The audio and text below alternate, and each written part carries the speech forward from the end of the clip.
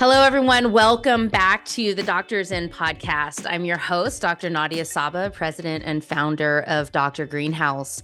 Today's episode is part of our special series, What Plants Crave from Technology, where I'm interviewing technology providers, developers, and building designers about the unique technological needs for growing crops indoors and in greenhouses. My guest today is Felix Chassouant, Director of Sales and Business Development at Harnois Industries. If you don't know, Harnois is a French greenhouse manufacturer based out of Quebec, Canada, with greenhouse installations all over North America. Before moving to Canada about a year ago, Felix worked in Malaysia for 5 years, where he helped develop greenhouse projects all over Southeast Asia.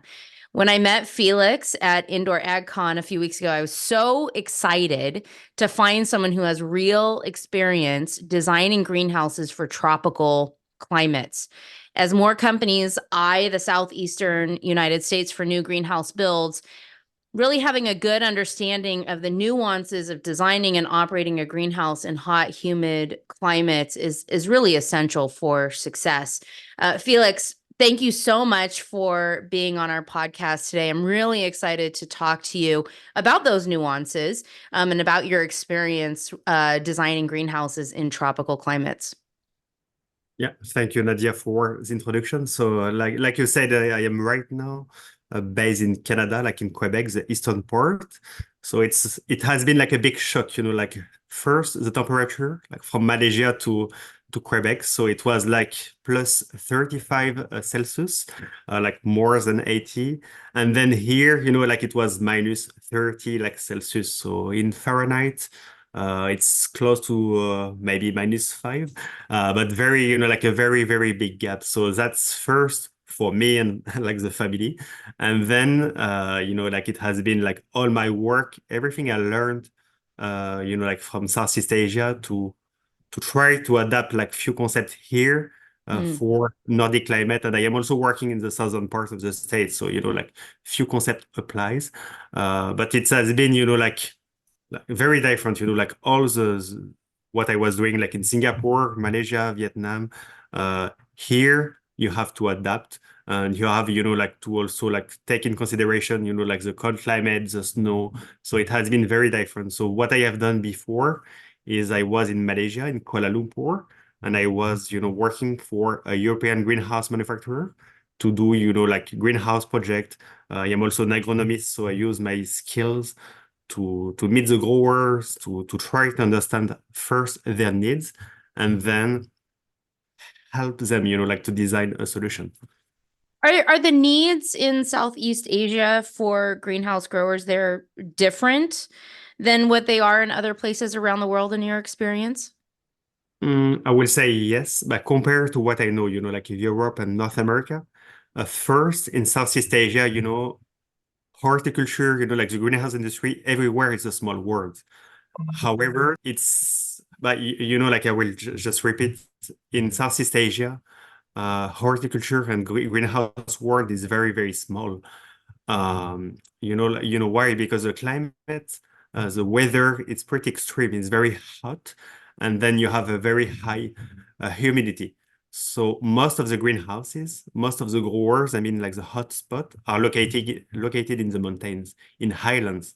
So first, when you go there, like, and this is part of my recommendation, like first to the growers is usually what is very important, is to find a place where you have, like correct optimal climate, like conditions. Because when it's very hot, especially at night, during, like the dark phases of the photosynthesis, it's a big stress for the plant, especially, like the lettuce, the vine crops. So, like in Southeast Asia, most of the greenhouses hub where, like in the mountains in Malaysia, like the Cameron Highlands. In Vietnam, a very big spot is like Dalat region, like the Lam Dong region, because it's a plateau. It's more than 3,000 feet elevation, and it's pretty flat, so that's perfect for greenhouses. But this explains, like how the greenhouse industry is, like spread out in Southeast Asia. And then to reply to your first question, Nadia, like the needs of the growers, it's mostly like first to find conditions to be able to grow cooler nights, and during the day, like they do not want like too extreme temperatures. So they were like the first need, like to have just a place where you can grow. Because when you are like lowlands, during at night is too hot, too humid. So it affects the vegetative growth. It affects like the fruit and vegetables, like production. And then you have much more chances to get like pests and diseases. And diseases, is mostly from fungus.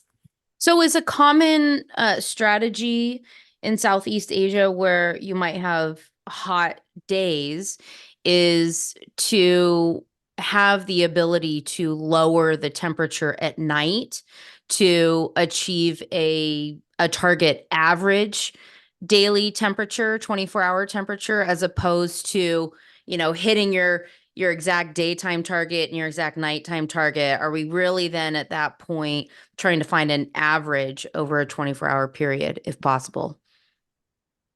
Like first is like to try to, because like in Southeast Asia, most of the greenhouses, and it's also like a main characteristic of the greenhouse ecosystem there. It's mostly, like low or mid-tech. So they have much less technologies to play with. Okay. Like the first point was like to find, I will say like places where you have like temperatures of about like maybe 75 Fahrenheit during the day, a bit more, depending the crops. And then at night it was more, like close to 60. I will say 60 like well, just maybe give me 1 second, but like it's more, like I am thinking it's In Celsius, Celsius, yep. but it's more, like it's more, yeah, 60. I'm pretty there. Like it's more like during at night, it's much easier when you have like lower temperature. So we were much more, like investigating places with a delta, like a temperature delta to play with. And according to the deltas, then you can target it, like berries or leafy greens. Usually leafy greens, like it depends also like the varieties. When you use like Asian leafy greens like pak choi or others, they are like much more resilient regarding the hot temperatures. So you can, Really? yeah, you can go a bit more, like lower lowlands. And then when you have like international international seeds, like for leafy greens, herbs, and then vine crops, you need like to have like much more, like accurate temperatures range and the delta. So this is very important because you can grow in lower forest, but you will have much more risk.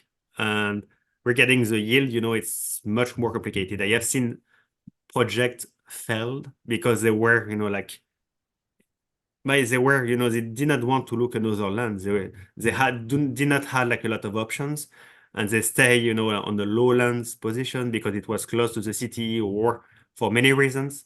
And at the end, it was very hard to grow, much harder than the guys, like the growers in the mountains. And at the end, like transportation, 2 4 hours transportation is not a big part of the cost. Mm. And if your quality and your yields and your consistency is much better because you are like in higher lands conditions, but like you will have much more chance to success it. Interesting. With your comment about bok choy, that brings up a question that I had about what type of crops are they growing in Southeast Asia? I mean, you've mentioned a lot of crops that are similar to what we'd be growing here in North America, but I'm kind of curious what is different.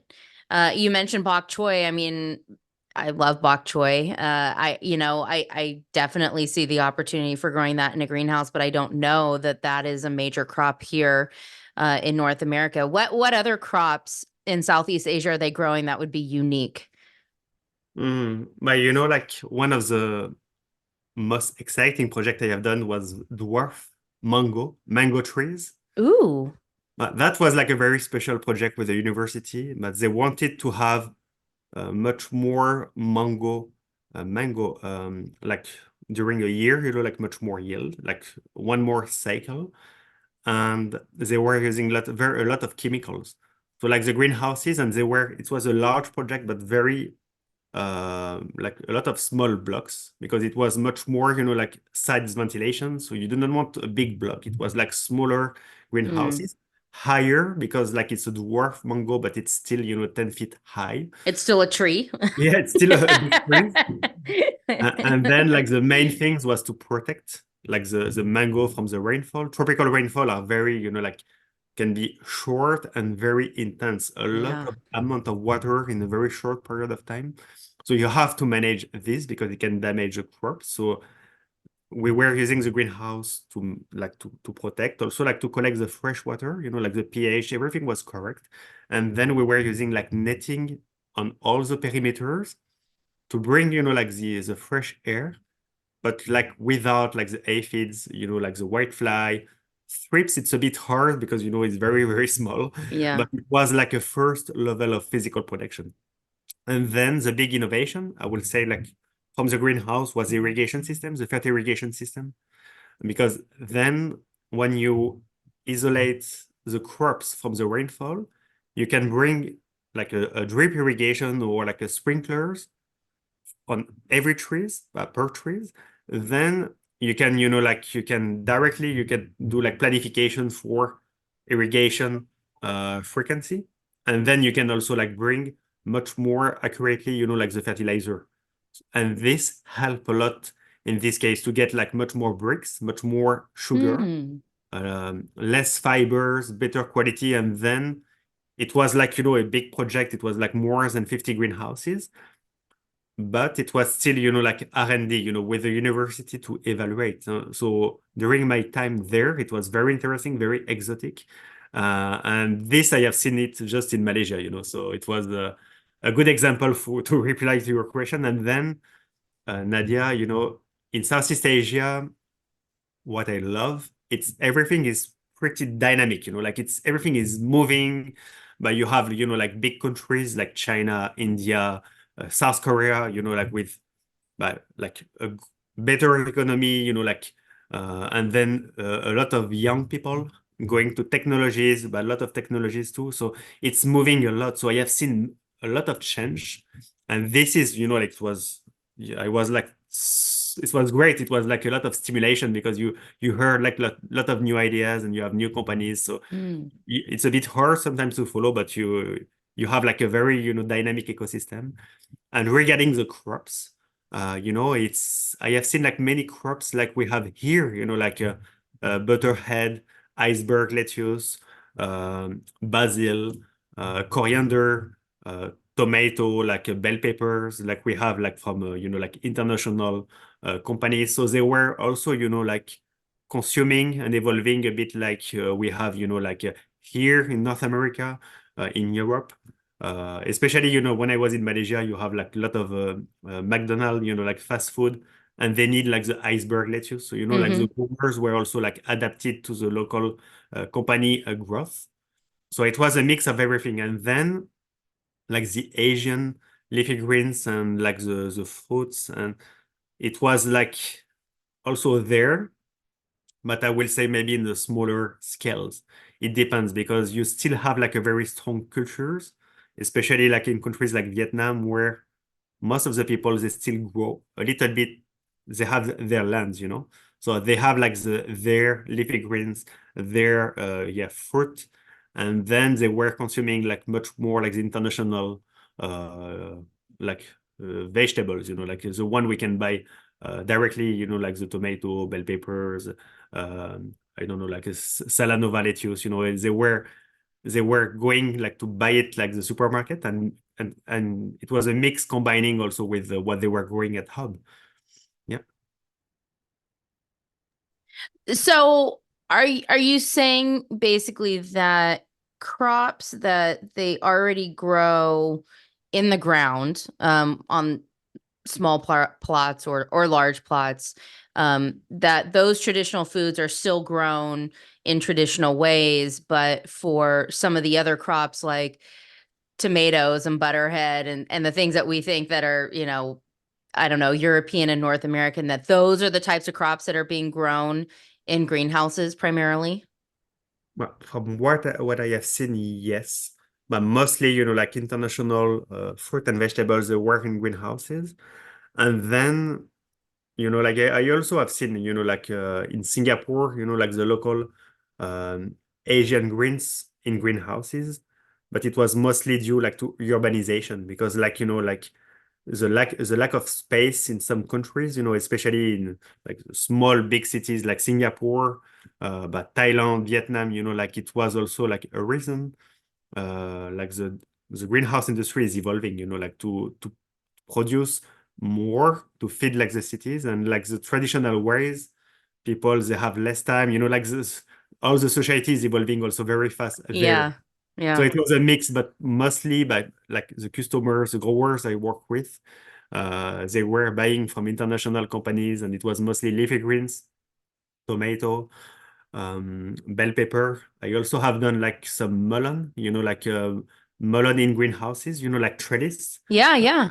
So that was like one of my first project in Vietnam in Nha Trang, but they were doing like a melon to get, like very good sweet melon. They love it in the greenhouses because, like because of the climate, because of many reasons, they wanted to experiment and to make it in greenhouses.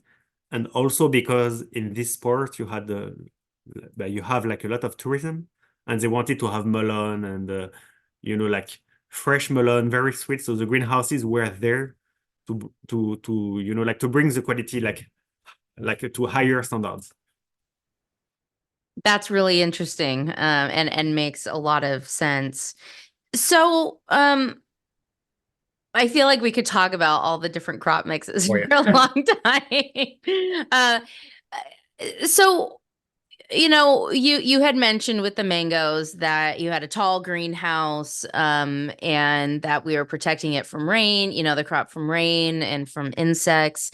But on that note, with greenhouse design, you also mentioned that these are mostly low and medium tech greenhouses. So, can you define what that means for our listeners? And how that might vary or differ from, these high-tech greenhouses, how that might differ from high-tech greenhouses that were, I feel like North America is moving towards more so. Yeah, no, you're right, but it's a big question, like lower, mid-tech and high-tech. I mean, like the difference from what I have seen, like it's more regarding, like the level of technologies in, like how dependent you are from the technology and what is, like also like the complexity of the whole system. Usually, like the mango project I was doing, it was much more, low tech because the greenhouse objective was only like, was more, like to give a protection, like a shelter. And then you did not have like any motors, it was like the only automation, semi-automation was like the fertile irrigation system. So it was like very, very simple because like the objective was like to keep, like bah, a lower cost and mango, like if you want to keep profitability, you cannot, like you have the cost of the greenhouses and the technology and your competition is open field. So you have like to find a first step and bring, like how the lower tech greenhouse can just increase the profitability by protecting and bringing, like the vertical irrigation system. And then regarding the mid tech, it's a mix. It's a mix between low and high tech, of course. But mid tech, you have like technologies, you have much more technologies. You have like climate computer, you have like shading and thermal screening system, motorized, link it to the climate computer. You have like much more features, roll-up ventilation, a motor to control your vents. So you can play with the chimney effect, with the volume. So that is very important also. It's a key features for tropical climate, but also for Nordic climate, because sometimes we try to say, oh, it's too big, I will have to hit. No, no, no. It's a mix between, like using your thermal screens, the volume of your greenhouse to have like much more buffer and much more temperatures and humidity stability. So then this is like more like mid-tech, and then high-tech, as we can see, like in Netherlands, in some part of Europe, and more for large glass project, in the States. It's like you have like it's fully equipped. It's fully equipped. You have much more semi-automation. You have much more technologies to control the climate. We talk about dehumidification, artificial lighting, semi-closed greenhouses. So you rely much more on technologies. You need much more, but you need like qualified workers also to run the system, head growers with much more knowledge to be able to manage, like, I don't know, like a Priva or Hagendorn or Hagus system. It's much more complex.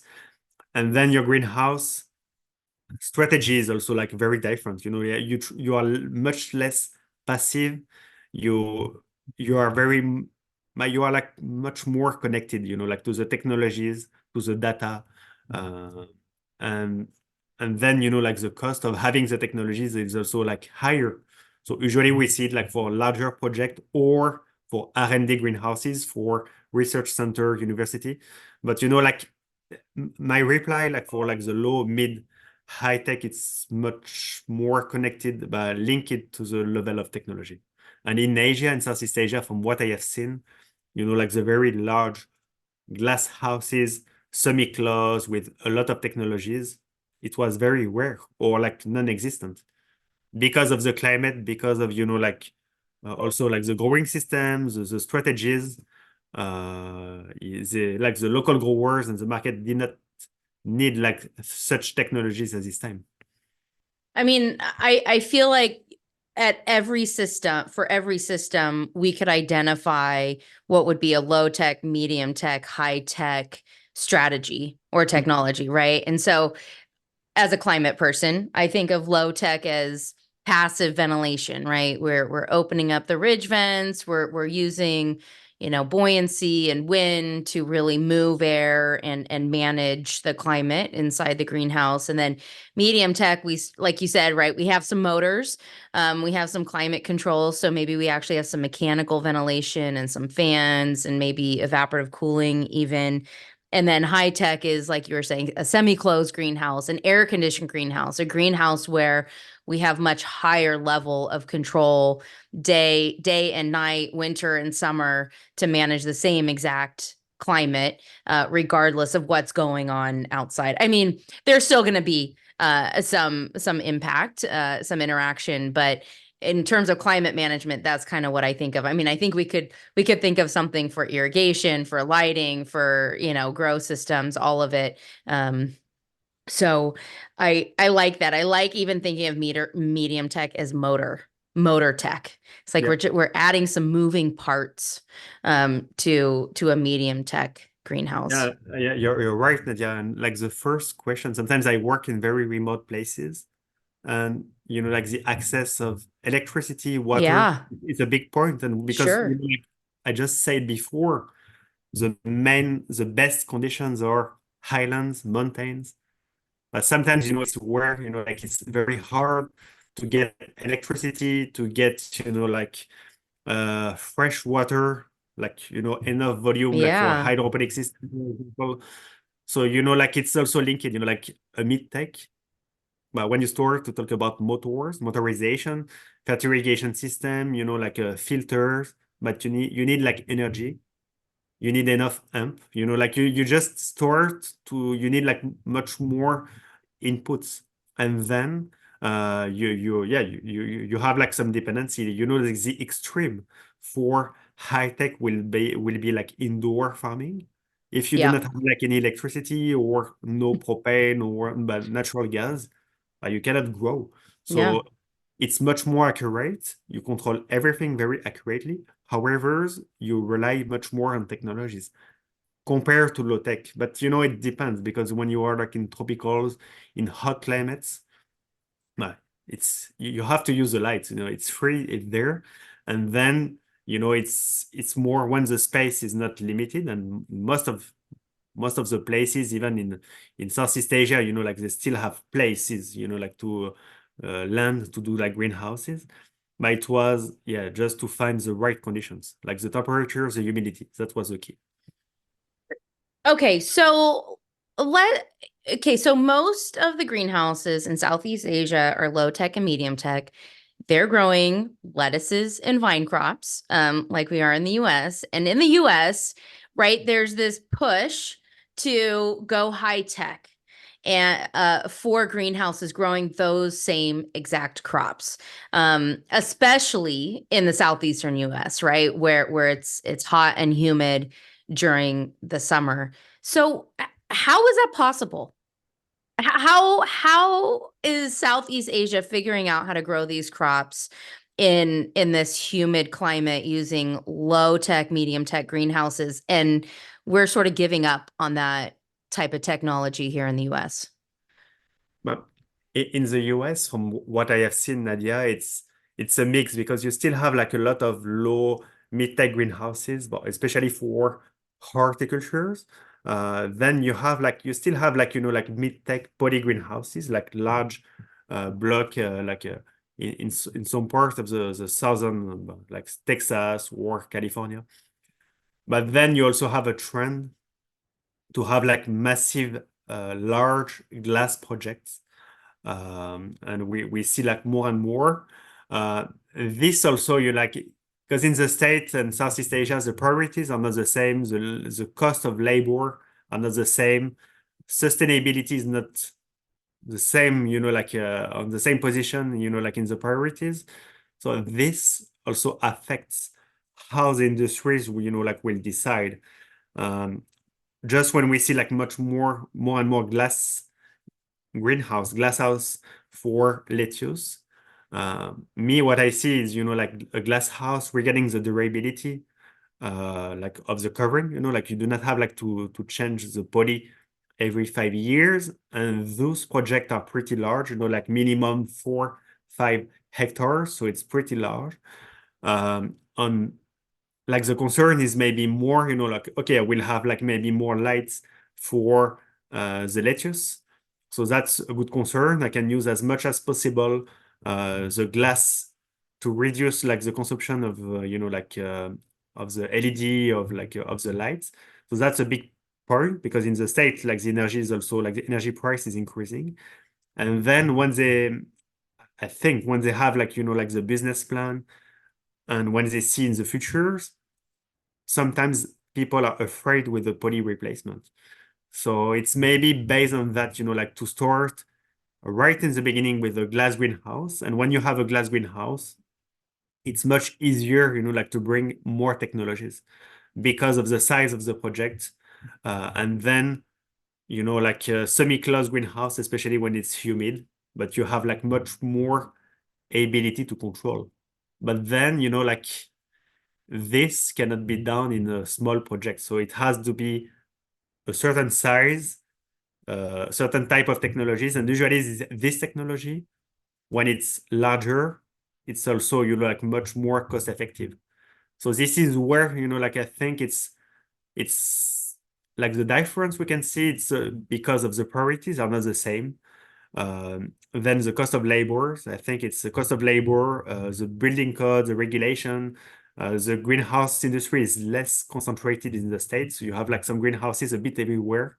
So you need to find the right workers at the right time. So it has a cost. And then, like technologies help also like when you have, like issues, challenges to find laborers. To bring some semi-automation. And this can be done in glass, but it can be done also like in poly greenhouses. Like we see here in Canada, we have done like project in the state, like in Indiana, like 2 hectares project. And you start to see, like mobile ULI system, like with robot, like a washing machine and like much more semi-automation for the growing part, the post-harvest to have like instead of 10 people per hectares to have like at least 1 or 2 to run like the facilities. And here in North America, the pressure is pretty high, like on laborers, like just to find qualified laborers and also to find a very good head growers. So you want to like to make the right choices.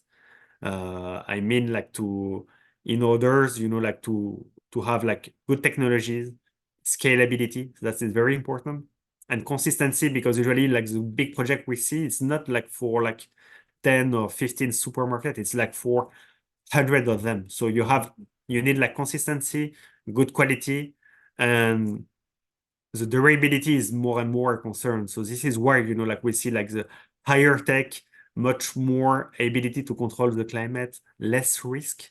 And this is also what want like the people behind the investment. Less risk seems like a big priority for U.S. growers. I've heard other vendors and folks in the greenhouse industry make the comment you made about there's no concentration of greenhouses. There's no hub in the US where greenhouse production is really active and everyone's doing it, right? In a centralized location or in one, main location in the US. And, over the last 10 years, there's been a big push, right, for growing local. And actually, the push was to decentralize agriculture production, right? Take it out of California's hands and let's put it in the hands of Brooklyn and let's put it in the hands of Chicago and in, some of these city hubs as opposed to traditional agricultural hubs. I was wondering if you could just kind of expand on that a little bit. Like why should we be creating a central hub for greenhouse production or a few of them throughout the US? Like what would be the advantages to our industry to do that? It's a very good question, Nadia. And when I was like talking about Southeast Asia, I was also like thinking about Mexico, because Harnois, like we are pretty big players in Mexico. So Mexico, it's, I don't know like the percentage, but it's much more. I think it's more than 60-70% of all like the tomato, like the capsicum, the chili pepper we eat is coming from Mexico, and we built most of the greenhouses, like the large poly greenhouses complex there in Mexico. And like the Mexican growers, like in Southeast Asia, they select like the best places. So like they're in the highlands, like the flat plateau, like Irapuato, near Guadalajara, like those places. And it creates, like a concentration. So like you have like, when you look at on Google Earth, you have like hectares, like acres of very large poly greenhouses. Poly greenhouses like mid-tech, it's the same reason, like because of the climate, cost of labors, they can find people. So, like, and then the poly help in this case because of the light, and they do not have like issue like to replace it, because it's also like a big concentration. So when you have a big concentration of acres, hectares of greenhouses, but all the workers, the growers, like the ecosystem is near. So this is where, it can be like easier to find, like the knowledge, the workers with the right skills when you have like such concentrations. So in the States, it's different because, like the market is very different also. And in Mexico, what they grow, tomato, bell peppers, red hot chili peppers, usually, like you can transport it easily, compared to leafy greens, herb. So this is also why, like the conservation, the lifetime of the, like my wife is a food engineer and she work like for like hydroponic crops post-harvest, like few months. And when we were in Malaysia, and I was like, like hearing, like the challenges, the issue we're getting oxidation. Once you cut, like the lettuce, like the herbs, you have like 1 week to keep it like the perfect, like at the perfect freshness level. So this is also why, like in the States, it's much more flowers, but like horticulture it's very strong, it's local. And then more and more, like since the last 10 years, you have like much more leafy greens, also like small berries, strawberries, like project, because open field has like some issue with also climate change. But more and more we see leafy greens, herbs, and small fruits in the States. but close to the city, close to where, like the people consume. And we see it here in Quebec, like in the Northeast, in Midwest, you have like a big part of the population concentration in North America, between Toronto, Montreal, New York, Philadelphia, Boston. And we see like much more greenhouses. So we do not have like a hub right now, but much more people want to target, like those areas. So this is where maybe in the future a hub or a concentration of greenhouse will appear. And when you have like such concentration, well, it's not only, like good points because you can have like pollutions or, like the light pollution also, like by pollution of the soil, like the water access, many things. But the good point is you have like a bit like in Leamington in Canada, you have like all the industry, the suppliers, the qualified workers, like the building companies, the construction nearby. So it's also easier to find the people. So You have the infrastructure, right? I mean, you'd yeah, have shipping and receiving hubs around those areas, I would imagine. I talked to someone from Grodan yeah, a year ago, actually at Indoor AgCon, and I was telling her how a lot of people complain about rock wool and that you throw it in the trash, it's filling up the landfill, you can't reuse it, et cetera, et cetera. And she said, well, in Europe, we recycle it. yeah. Yeah. And I was like, well, why don't we do it here? And she said, well, because everyone is spread out. So, in Europe, we can have a central recycling plant just for rock wool, and everyone, right, sends their rock wool to that recycle center, and then it gets remade. But in the US, it's, like, what is then the carbon footprint, right? What's the infrastructure needed in order to deliver or receive rock wool from 50 different states and 50 cities within those 50 states, right? Like it's really hard to do. So for those of you naysayers, rock wool is bad for the environment. Well, it doesn't necessarily have to be. It's just that the way that we're spread out makes it a lot more challenging to build recycling centers specifically for that material. So I thought that was a really interesting take on, another good argument for having sort of centralized hubs for our industry for horticulture. Yeah. Um, so okay, if I want to build a medium tech greenhouse in Georgia, I'm just going to pick on a state. It doesn't matter. Anywhere in the Southeast, and I want to grow leafy greens. And I really just don't want to air condition this greenhouse. I really want to keep the costs down.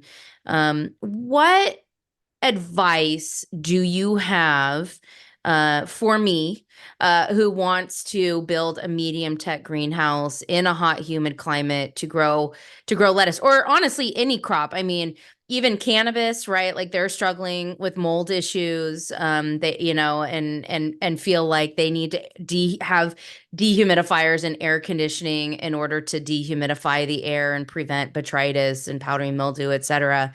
But regardless of the crop, what advice do you have when I'm thinking about the greenhouse, whether it's the site, whether it's the structure, whether it's the systems? Can I do it?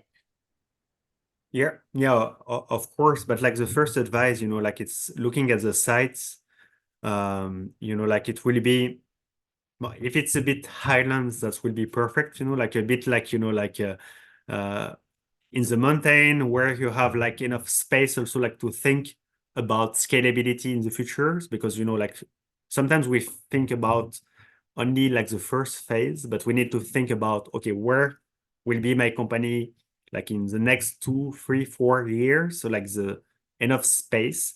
Then like the access, like to fresh water.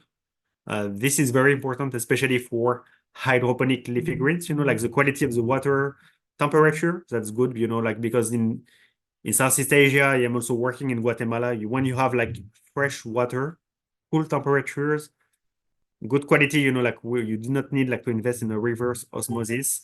This help a lot first because you can use this water with your growing system. So, and then this water will be like part of the solution to control your climate. And then, like in those environments, what is very important will be, of course, the orientation of your project, like to work well with the sun, like the sun orientation, also the wind speed. So the wind speed, like the strongest wind opposite to your vent. So then you will, like, especially, like when I am in Florida, like Bermuda, Bahamas, it can be like pretty extreme. So we want like high and wide greenhouse. We need also to think about like the wind. So first, good orientation, good like positioning of the vents, the roof vent. And then one of the main things will be when you do like the greenhouse design to have enough buffer, to have enough volume. And we discuss about it like an indoor con, Nadia, but this is a big part of the solution because, like when you look at the humidity, the hot temperatures, it's less dense. So it go up passively, like the hot air and the humidity will go up. So if you have like enough volume, enough height, enough, like a width, it's of course it's linked. You will have like enough buffer. So it means you will have like much more uh, optimal growing conditions at crop levels on the lower part of the greenhouse. And for leafy greens, it works because it's a low crop. So you just have like the hydroponic system, your NFT or whatever, like your growing system. And then all like the hot air, the humidity, where you have like much more potential stress for the plant will be far from the top, from the canopy. So having greenhouses, I mean like minimum 16 feet under gutters, even more when we see it in Quebec, like it's cold here, but we see greenhouses like 20 feet under gutters. It plays a very big role to regulate the climate. My last project in Singapore was one of the first, like for hydroponic leafy greens. Singapore is low, it's like the sea level. And we were like 22 feet under gutters just to avoid using dehumidification, AC, like it doesn't make any sense because you will not make any money, especially there. But if you need like you want good yield, good consistency, good quality, but you want a grower's success of the growers is like to make money, to be profitable. So if you burn or like if you consume all in like in dehumidification, in electricity, it doesn't work. So what we are doing, especially for mid-tech greenhouses, southern states, Guatemala, even in Canada, like you just have to combine with the heating system during the winter, but it's to play with the greenhouse shape, the design, the Gothic shape help also because you have like the volume, it's like the roof, it's a bit more, like higher. And this height help also because the angle for the roof ventilation, it's steeper. So it means you have more air exchange surface on the roof.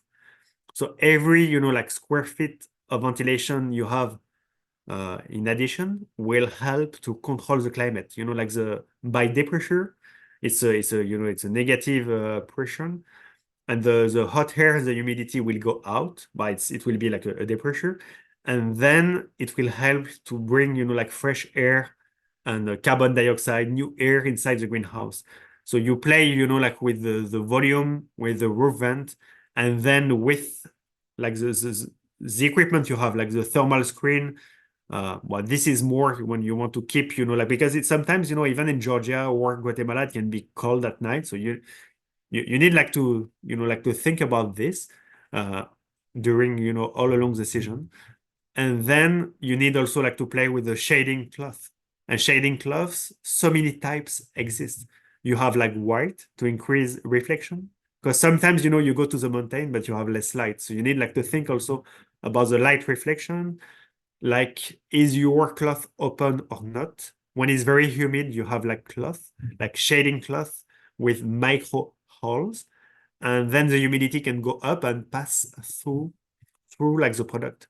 So then it helps also like to regulate, to control the climate, just with like basic rules, basic like physics rules. And then the type of the greenhouses, like the shape, the design will help. And and then if you have like the good water temperature, the good oxygenation level, you will be able to grow leafy greens without any dehumidification. Those are all great tips. We don't see Gothic style greenhouses that often, I feel like, here in the US. But I like your reasoning for it, in terms of having more roof surface area to allow, bigger vents Yeah, basically, and greater pressure, as the hot humid air is trying to escape to the outside. That makes perfect sense. For my research greenhouse for my PhD, I had like a hoop style roof that was really similar to the Gothic style. It opened like a clamshell. And I mean, natural ventilation actually worked pretty good as long as outside wasn't hotter than inside, and I was in Arizona, so that did happen pretty frequently. But those are really good tips, and I'm really glad you brought up the idea of creating a buffer and having a large volume of air for that heat and humidity to rise. A lot of people don't realize that humid air is less dense yeah, than dry air, so that humidity is trying to lift away from your plant, so let it, yeah, right? There's no reason to stop it. And I'm glad you brought up shade too, that there's breathable shade screens. But that's also another argument for having high gutters, is that if you run those shade screens, you still have a pretty big buffer above hmm your plants, even below the gutter. yeah. If even, if you don't have a breathable shade already on your greenhouse, at least you have some buffer above your plants. So, Felix, I know that we are about out of time, so I just want to wrap up here. Let me ask you the final official question, which is what do plants crave from greenhouse technology? And Nadia, just to add like a quick Oh, comment, sure. Yeah. like regarding the last question, it's no, it's an excellent, it's great, it's a good topic because sometimes it's hard to think about hey, humidity is less dense, like it's Mm-hmm. hard to say it, but it's also like a very good timing because I just wrote an article about like the buffer effect importance on my blog. I will send to you like the link. But I have like some drawing showings, like everything we talk about today. So, like sometimes it's I like, like to see like to use like drawings to explain, but you will see like the drawings and key points, and it's based from what I have seen, like in the other part of the world, and also like like in Nordic climates here in North America. Thank you for bringing that up. I was going to bring that up at the end, but for those of you listening, Felix has a website called hortigeneration.com. We'll include the link on the podcast page, and he has a lot of great blog posts, a lot of information that is related to what we talked about today. So it's a great resource for those of you interested in learning more about greenhouses and greenhouse technology. So wrapping up our final question, what do plants crave from greenhouses? But I mean, we're getting, yeah, like what needs the plants and how the greenhouse, like about what the greenhouse can provide. I think it's, like it's stable conditions, like stable condition to grow. Because the greenhouse for me, like Mm, when people ask me what is a greenhouse, Felix, said it's a tool, like it's a tool for the growers to be able to grow. So it provides protections. It provides, like features like the ventilation, the shading, like the insulation. So depending what you have and the level of technologies. But, like the greenhouse, it's a tool and it's an evolving tool. And, like what will be like the greenhouse of tomorrow? I don't know, but we see much more, more and more, like connected greenhouses as a tool anticipating, like the plant's physiology. So like when you have like a plant, like starting to do like much more transpiration. So the greenhouse will be able to detect it and to provide maybe like more ventilation, like directly, mm. like in the center of the leafy greens with a VAF, for example, like to prevent tip burn by, like the calcium deficiency. So this can be like an example, like the greenhouse maybe in the future more connected with IA and all the technologies will be smart tools anticipating what the plant needs and also what the growers want, like during like his management. And then, like based on that, you can you can add like many features, many technologies. You can really, like design, have a greenhouse, very, like dedicated to the crop, and then make, like one kind of system for the crops, and having, like evolve and learn from the crop and become better, by data acquisition. And then this is what I see in the future. Like the greenhouse will be much more than a shelter. It will be like a tool, and more, like smart tools, because we want the plant to be, like of course, in good health, no pests and diseases, but we need also like the greenhouses to provide like the right conditions. And then for the growers, I talk a lot about profitability. The greenhouse has to be like a cost, but an energy saving tools, like it's to use as less as uh, possible input. I mean, like the gas, or like the energy we need like for the heating system, or like the electricity for the lights, for the cooling. So we need like the greenhouse to be as smart as possible, to be as much as passive, and then use active strategy when it's needed. And regarding, like the crops, it's also, and the plant, to work as close as possible with the crops, with the substrate, to use as less as possible inputs, or, like for the right dosage of nitrogen, potassium, phosphorus, to have like the best yield, but like the best, input for the plant to perform.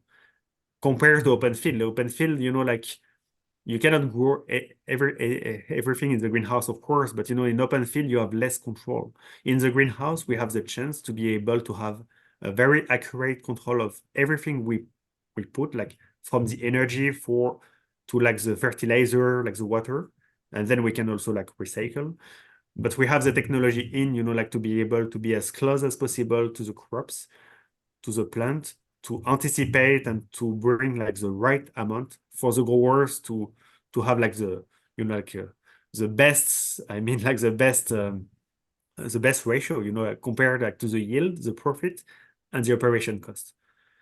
And for the plant, the greenhouse, we did not talk a lot about it today, but everything about integrated pest management, it's like how the greenhouse and how we can help to anticipate on like, a pest detection, and then how we can use, like beneficial way before we have like, like a risk of contamination from outside.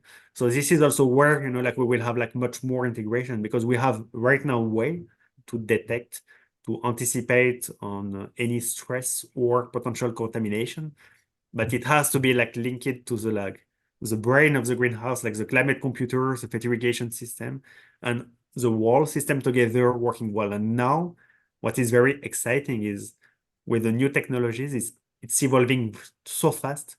All like the data treatment, all the the system, like the algorithm and the calculation to anticipate on what will need like the plant, what will need, but what do I have like to do, like to perform more and to avoid a stress when I know that a drought will come, or no lights because of a very cloudy summer like last year.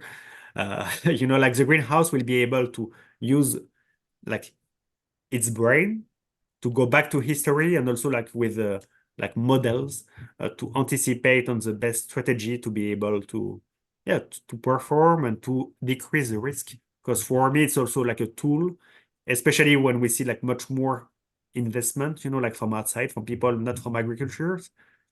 They want like, like to have less risk as possible, and we work with biology. So, sometimes it's not very compatible, but the greenhouse can help. The greenhouse can help to provide, like the best, the best. It will be its plant, its biology. We will never control it as 100%. However, we can manage, we can play well. And when I say reduce input, we can also have a big impact on reducing insecticide, fungicide, and this is the main goal of our work. And this is also why I am Mm. very pleased to work in the greenhouse industry, because when you reduce inputs, so it's more sustainable, you reduce like the carbon footprint, and the consumer it like good products, integrated pest management, or just biostimulation or but system without like chemicals to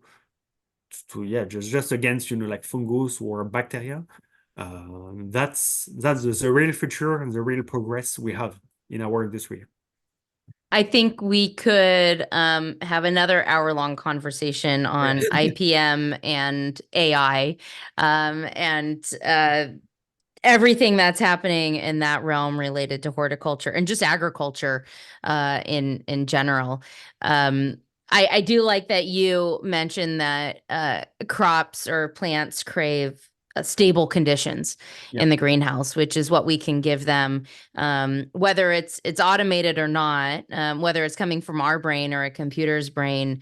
I think that it's something I preach as well. I talk about it from the crop perspective of creating consistent yields and consistent qualities year round, rather than hitting all the gas pedals at the same time in the summer, and using all the inputs possible because we get big yields. What if we actually kind of hit the brakes a little bit or slowed things down a little bit in the summer, using shade screens, reducing the amount of light, reducing the inputs so that we need less cooling, right? That we need less climate control because we're reducing that. And then in the winter, right, is now we increase the lighting levels to raise the yields and quality of the crop. So in the summer, we're kind of depressing it a little bit, but in the winter we're raising it so that it's almost even, right? I mean, it's never going to be the same, but we can get it close. And the value of having really consistent yields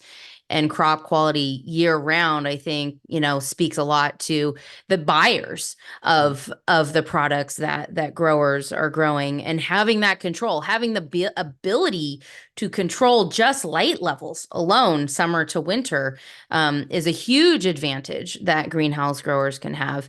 The same with CO2, the same with climate, the same, I mean, all of the variables we have the ability to control, and we don't always have to hit the gas pedal, right? We don't always have to do more, when in fact it might actually be better to just have more stability as opposed to more inputs. And I think, there's a lot of really smart growers who recognize that and who implement that.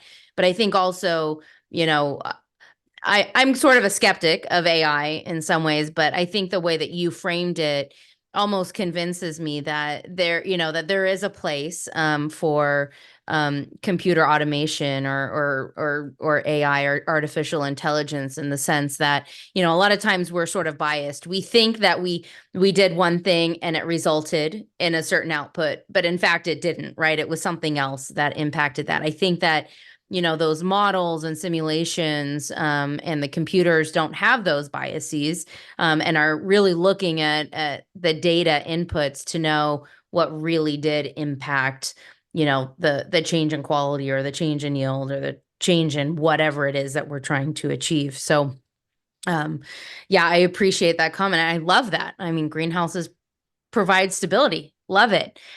I couldn't say it better. But like I remember, like during my master degree, what we were seeing, it's the plant physiology, and usually, like when you have like shock, but like stress, like the heat and like the humidity, for example, but you have like so many other stresses, but usually, like the plant reacts. So sometimes it can be, like it can be good. But the point is, when you have like a greenhouses, it has to be designed to be able, like the buffer is that, like you need to buffer, you need to reduce the stress. Like you need to reduce like the big change of humidity, like the big change of temperature. So this is also where, like like the growers as a control, he need like the good tool and good greenhouse. And then in the future, because it's biology, it's not one factor, there's so many factors, and some of them we cannot see, like it's so complex. This is where when you do like, like analysis of multi-factors, like when you do statistics and stuff, but the AI like maybe can provide like some trend, like it's a much more information, quicker calculation to support the growers. But we still need like the growers, someone on board to be able to, of course, to take the decision and to also like analyze all like the data. And it takes time for a computer to learn, just like it takes a human to learn. Maybe they'll learn a little more quickly, maybe, hopefully. But they still need to see seasons, right? In order to know what next season, how to manage the greenhouse better next season, right? And I think that's an important thing for a lot of new growers or growers in new greenhouses and new facilities, is that, I think most of them would say it takes, a year really to go through every season to understand how all the systems are going to operate and interact and what to do and not do, and how, different genetics and cultivars for plants and what, I mean, all of the variables that play into that. So, Felix, I have a few rapid fire questions for you. They are meant to be, quick answers, no explanation, just rapid fire. What comes first to your mind? All right, are you ready? Okay. Okay. All right. Are plants introverts or extroverts? Extroverts. Extroverts. Okay. If you had to pick one thing, what technology should always be included in a greenhouse? To support the growers. Support of the growers, is that what you said? Yeah. Okay. What can be skipped? Good question. I would say like the chemicals. Okay. Yeah. That's good. What will we be growing in greenhouses in 20 years that we don't grow now? Maybe more exotic fruits. Exotic fruits. Okay. What do you miss most about living in Malaysia? And this is linked, but of course, like the life, the food. And I was also doing insect farming in greenhouses in Malaysia. So that was great. So that's maybe like the reply also in the future, more insects. Oh, yes. To do like animal feeds. So my last big one was like 4 hectares of black soldier flies in Malaysia for animal feed, and I miss it. Interesting. Lydia, who's one of my employees, she did her PhD research on the production of black soldier fly larvae. Okay, And wow. yeah. So we have that in common, and we've done a few insect farm projects as feed projects. So we'll have to talk about that another time for sure. Next podcast. Where has the better croissants, France or Quebec? Quebec is pretty good, but I will say like maybe more like France. Okay. Sorry, Quebec. I mean, I feel like you have to say France, but the best croissant I ever had was in Montreal. Oh yeah, in Montreal, good cheese, like good croissant, like the food is great here. The food is amazing, yeah. All right, well, Felix, that's it. Thank you so much. I really appreciate all of your insights. I mean, you had so much good advice and so much good information. I think this is going to be a really popular podcast for our listeners who are interested in greenhouses, who are currently operating greenhouses and struggling with humidity control, struggling with that stress. And everybody, Harnois, again, greenhouse supplier, manufacturer in Quebec, Canada, but has served all of North America and beyond. And we'll have the link to Felix's website Horty generation for all of you who want to learn more and perhaps contact him directly. Felix, thank you so much. This was fun. Thank you very much, Nadia. Merci beaucoup. And we will do like another podcast in the future. Let's do it. Yeah. Awesome. Thank you. Thanks.